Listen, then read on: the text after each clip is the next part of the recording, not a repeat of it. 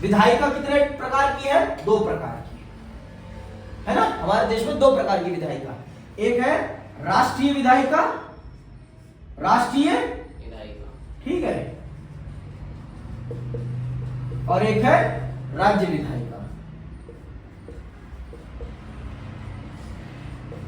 राष्ट्रीय विधायिका कितनी है? 1 है सिर्फ 1, और राज्य विधायिकाएं कितनी है? 30 है, ठीक है। 28 राज्य और 2 केंद्र शासित प्रदेशों की विधायिका, दिल्ली और जम्मू कश्मीर की विधायिका, ठीक है। तो राष्ट्रीय विधायिका को हम क्या कहते हैं? संसद। क्या कहते हैं? संसद, ठीक। और इसमें हमने 2 सदन बना रखे हैं, एक को हम लोकसभा कहते हैं और एक को हम राज्यसभा कहते हैं, राज्यसभा कहते हैं। लोकसभा के सदस्यों की संख्या कितनी है? लोकसभा के सदस्यों की संख्या है 543, और ये जो 543 लोग हैं, ये जो 543 लोग हैं, यही वास्तविक सरकार है। इसी में पक्ष है और इसी में विपक्ष है।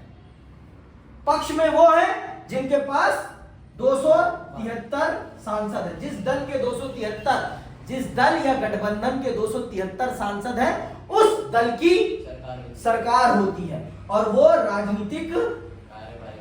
राजनीतिक कार्यपालिका के सदस्य होते हैं,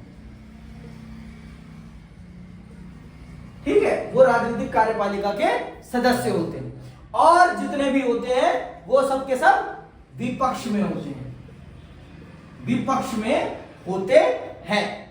समझ में आई बात? और जितने हैं वो विपक्ष में हैं। तो ये है आपकी विधायिका का संरचना।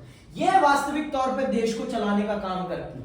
ये जो है आपकी राज्यसभा, ये इसमें सदस्यों की संख्या है 250, ठीक है। ये राष्ट्रीय विधायिका में राज्यों का प्रतिनिधित्व करने का काम करती है। आपको मैं बता देता हूं, फिर से सुन लो। ये जो नीतियां बनाएंगे, क्या इसका प्रभाव राज्यों पे नहीं पड़ेगा? पड़ेगा ना।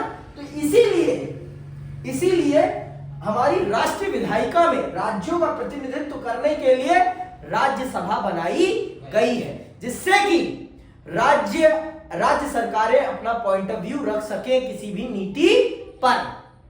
नीति पर अपना पॉइंट ऑफ व्यू रख सके अपने सांसदों के माध्यम से। इनका चयन अप्रत्यक्ष तरीके से होता है। जिस भी दल की अपनी विधानसभा में जितनी सीटें होती हैं और जितना उसे राज्यसभा में कोटा मिला होता है उस राज्य को, उतने सांसद वो भेज देती है। इनके चयन में जनता का कोई योगदान नहीं होता, इनके चयन में विधायकों का योगदान होता है। और इनका समयकाल कितना होता है? 6 साल का। इनका समयकाल कितना है? 6 साल का। और इनका कितना है? 5 साल का, ठीक है। तो ये अंतर आप समझ लो। इसे अगर आपने समझ लिया तो आपने भारत की संसद को समझ लिया, और अगर आपने ये नहीं समझा तो आपने कुछ भी नहीं समझा।